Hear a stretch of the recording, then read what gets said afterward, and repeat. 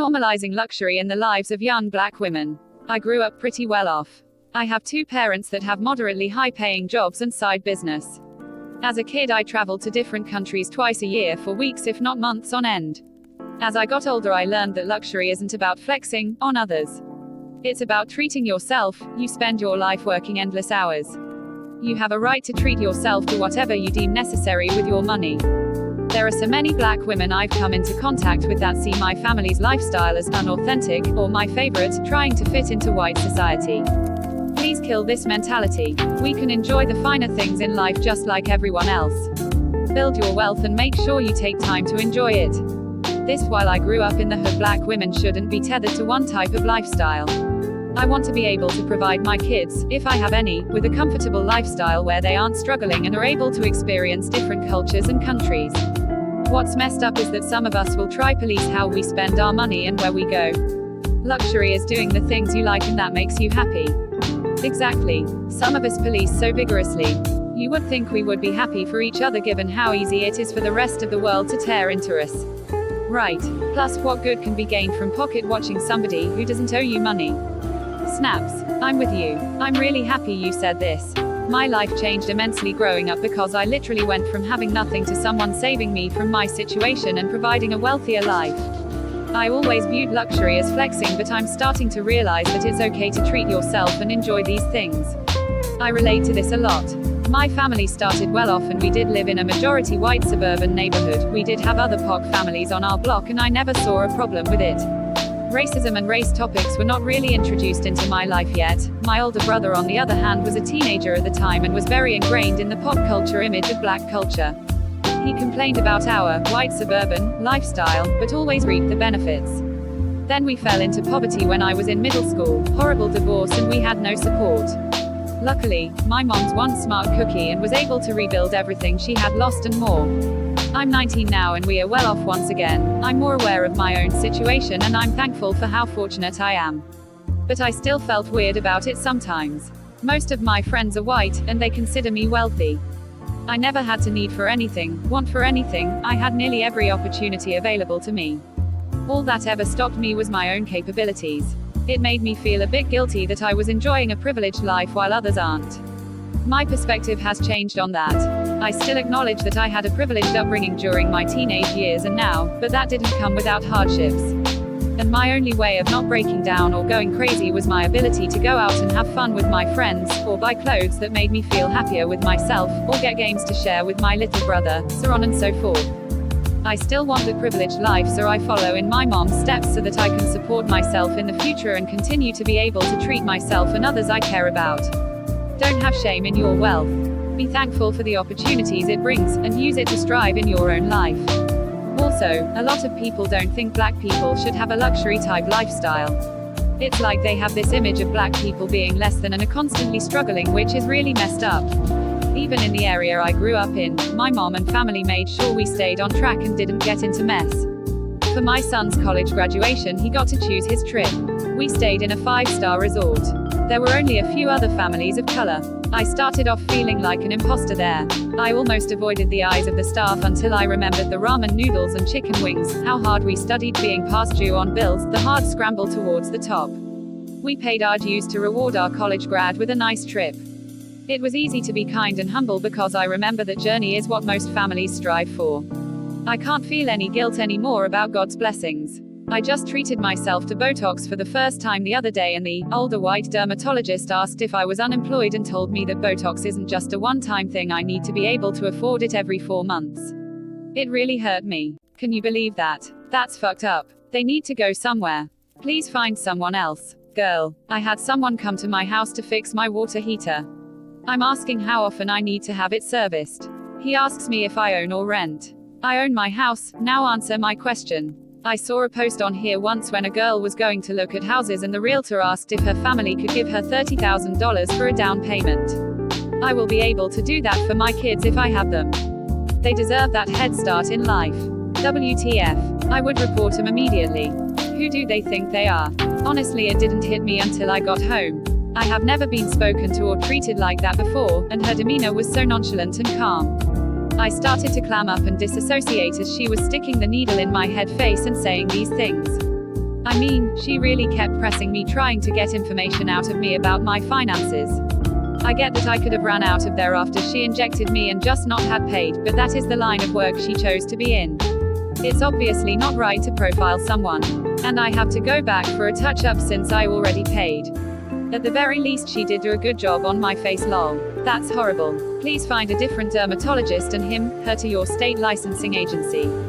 We have to start reporting these people and create a paper trail of grievances. Ugh. I had a similar experience looking for apartments recently. The whole time I was looking around this one place, the guy kept talking about the rent and how they needed a deposit up front. At the time, I kept thinking, duh. I saw the listing for this place online. Why would I even bother calling if I couldn't afford the rent? And who goes looking for an apartment without having money for the deposit? And when I got in the car, it hit me that he thinks I can't afford it. This is a nice neighborhood and I'm black. I'm sorry that sucks, it's such a low feeling, like you didn't belong there, but you did. You deserve more. It never hits you until later. I hate that Americans see travel as an unattainable luxury. Kids from other countries backpack around the world and work abroad to afford the travel. These opportunities are open to Americans, we just don't know about them. Americans would be so different if they were more traveled TBH too. But I also think in a lot of ways the system is set up that for many it kind of is an unattainable luxury. People I know in stable careers with very comfortable incomes still have zero vacation to allow for travel every year, especially with other life things, kids, weddings, etc. The vacation thing is so true and leads to so many other issues in our society. I agree with you here, although I'm broke so I don't travel that much. But some people can spend $300 on someone else's hair. I don't buy bundles and I know nothing about it, but claim they can't afford to do other shit. Now at the same time, I realize that it's someone else's version of luxury and who am I to police it? But it doesn't make sense to say you can't afford to travel or take a vacation when you can, but you spend all that money on hair. Thank you. American consumerism keeps a lot of people broke.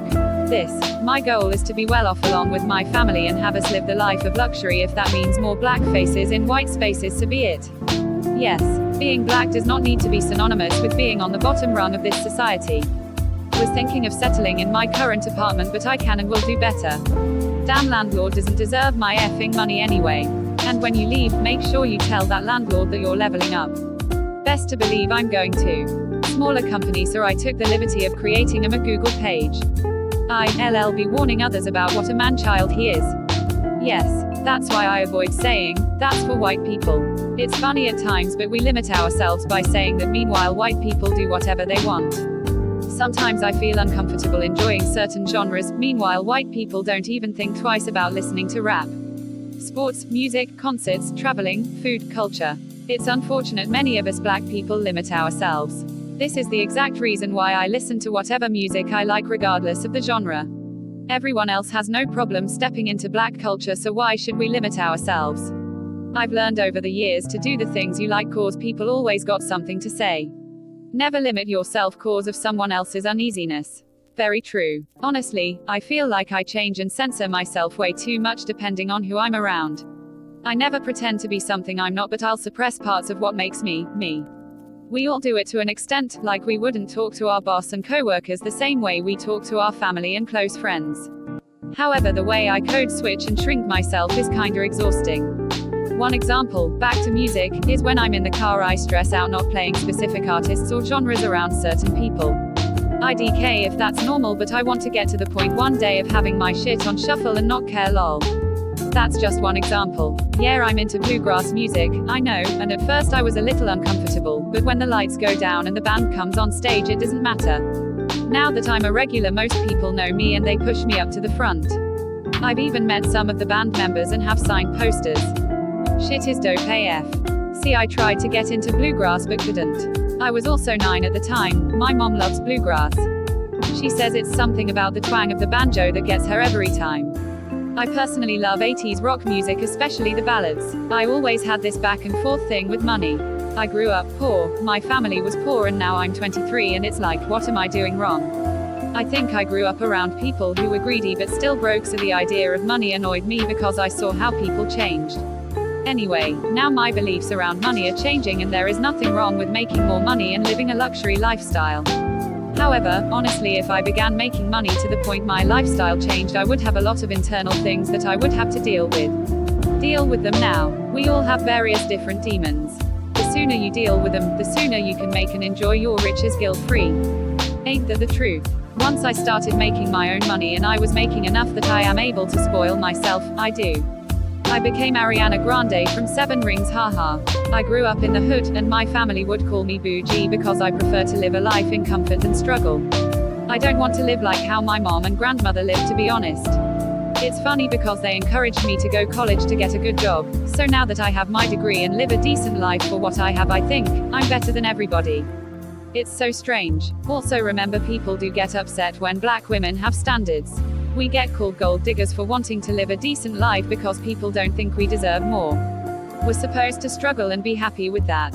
Amen. People do get upset when black women have standards.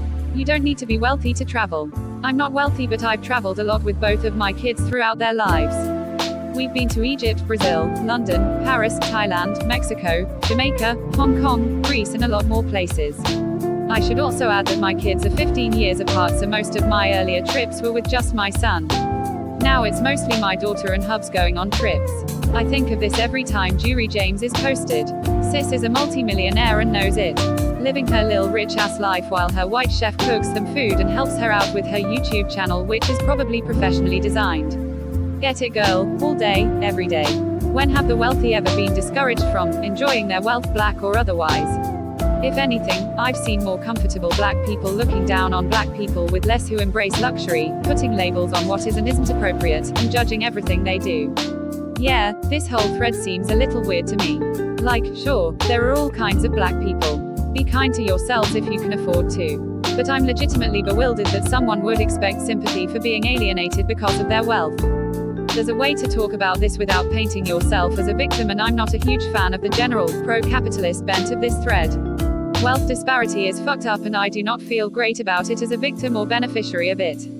How many tiny violins folks can afford to go along with the international vacations and suburban upbringings? Not sure if the way I wrote the post came off weird, but I wasn't expecting sympathy. I was trying to address the mentality that liking nice things or doing things that don't fit the narrative is deemed acting white. So, I have a lot of thoughts about this post. What it boils down to is, complaining about what comes along with privilege is not a great look. It's not up to people less privileged than you to make you feel comfortable. Class and race are deeply intertwined in American culture. In terms of talking to other black people, the reasons why they're saying these things to you are probably going to be pretty nuanced in comparison to a white person making the same assumptions. If we can agree on that, I think we're basically on the same page. Hello, if you have made it to the end of the video, make sure to click the subscribe button below. You can also check some of my previous videos. Wait, just wait, comment and like too. I am Pink Balloon, and I'll see you soon. Bye bye.